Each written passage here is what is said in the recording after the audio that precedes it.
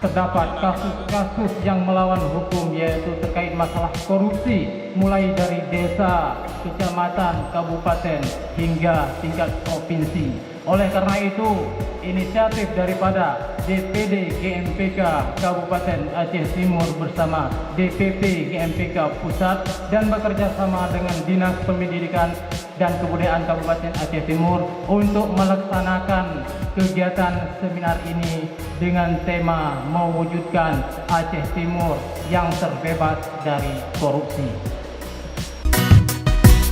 Di Aceh Timur 513 desa. Namanya desa ini, uang desa ini kayak mimpi, Pak. Kayak mimpi. Dulunya tidak pernah ada uang di desa, hari ini ada uang. Mereka juga tidak ada konsultan di desa, yang konsultan perencanaan dan pengawasan semuanya tidak ada, hanya dilaksanakan oleh kepala desa sendiri. Ya begitu Pak Kajari. Makanya di sini Pak Kajari mengawasi dana desa hari ini, termasuk Pak Kapolres. Nah, di sini kami awasi bukan hanya tentang korupsi, tetapi tindakan hukum lainnya. Makanya dalam hal ini kita perangi semua hal yang melenceng dengan hukum. Bukan hanya korupsi saja, tetapi kesemuanya, karena para masyarakat tidak paham.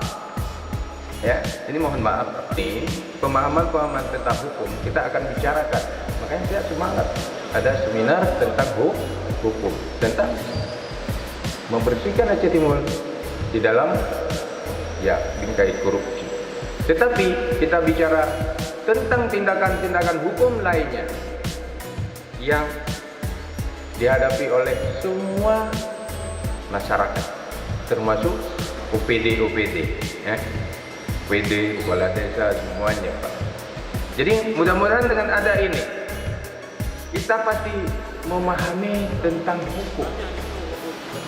Karena keberadaan hukum ini real.